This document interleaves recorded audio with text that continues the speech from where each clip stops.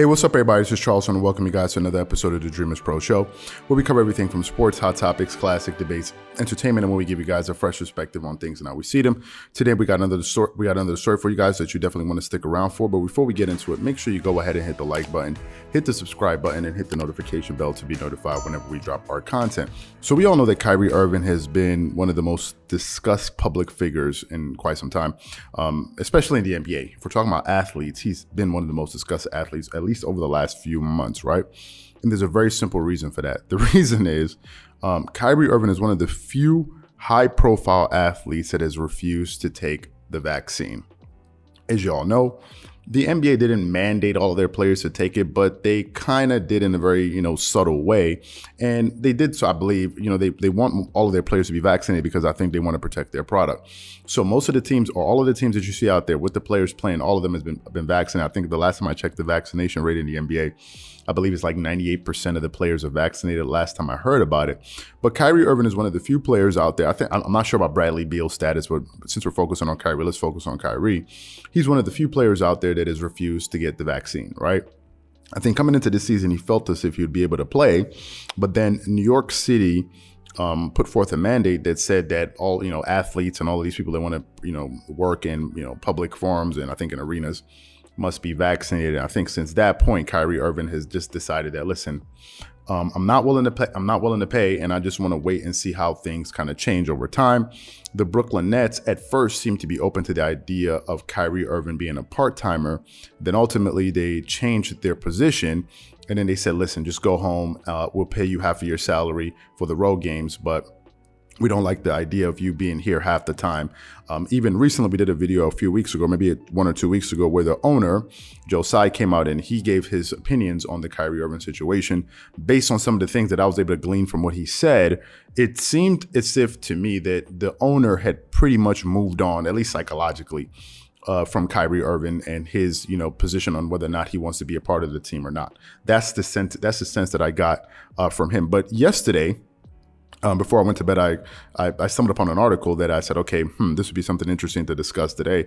And it seems as if Kyrie Irving has hit another roadblock in his possible return, because with the new elected mayor of New York City, because a lot of people were saying, well, if they change, if New York gets a new leader, new mayor, possibly this new mayor would reverse the mandate, which would be able to allow Kyrie Irving to possibly come back and play games.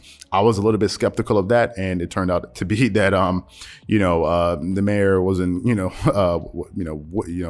he wouldn't change. He's not going to change, the way things are, based on some of the comments that he made. So what I want to do from you guys, what we want to do for you guys, is read a little bit of some of the things that the mayor had to say as it pertains to this mandate. We're getting this information from ESPN.com, so we're going to read a little bit of it, from this article, and then we're going to come back and give you guys some of our thoughts on, where we see this thing going. So before we go too far, take a listen to this here. The article starts off with the headline: New York City Mayor-elect Eric Adams puts onus on NBA, Nets Kyrie Irving to come to resolution amid unchanged vax mandate. Mayor-elect Eric Adams said Friday night that New York City will not change its COVID-19 vaccination mandate that currently prevents Kyrie Irving from playing in games there. Adams, who won the city's mayoral election Tuesday, put the onus on the NBA and Irving to find a resolution. The current mandate requires the Brooklyn Nets point guard to get at least one vaccination shot in order to play in home games at Barclays Center and road games at Madison Square Garden, home of the New York Knicks. New York City is not going to change their rule, Adams said in an interview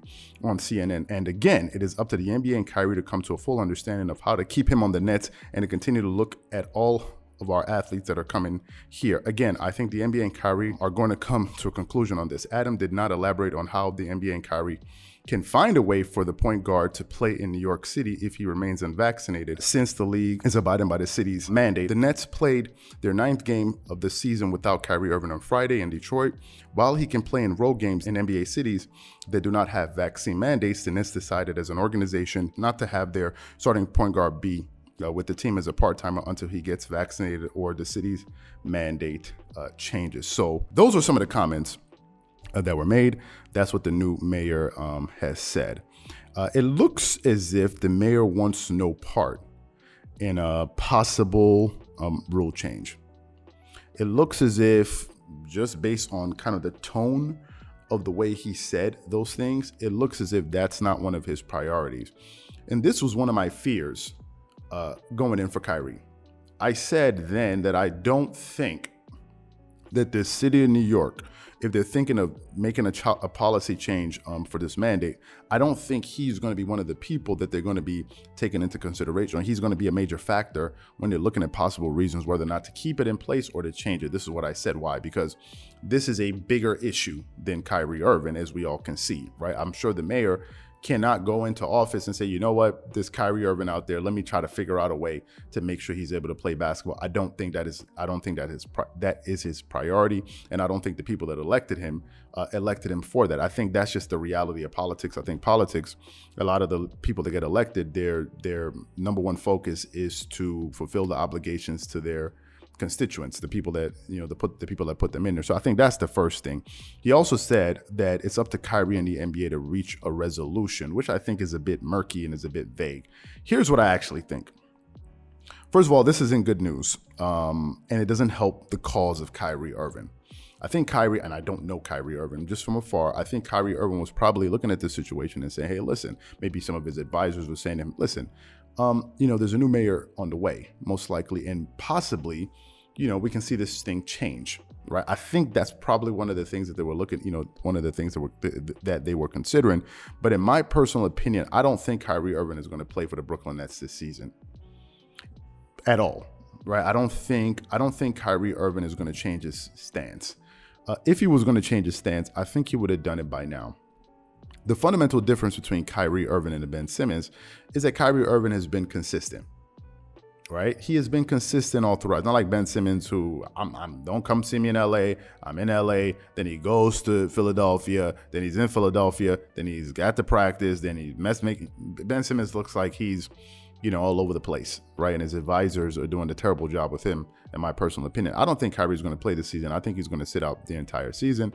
It's not like as if he's going to lose. He's going to be penalized financially too badly, because at least he's going to be receiving at least 50% of his salary for the 42 road games. But I just don't see how this situation would change. I don't think he's going to, capitulate to the pressure.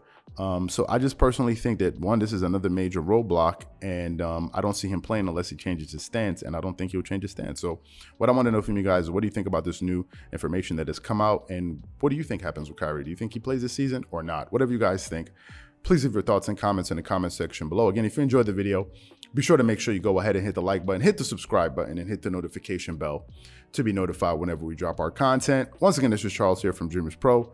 Wishing you guys an amazing day, and catch you guys on the next episode.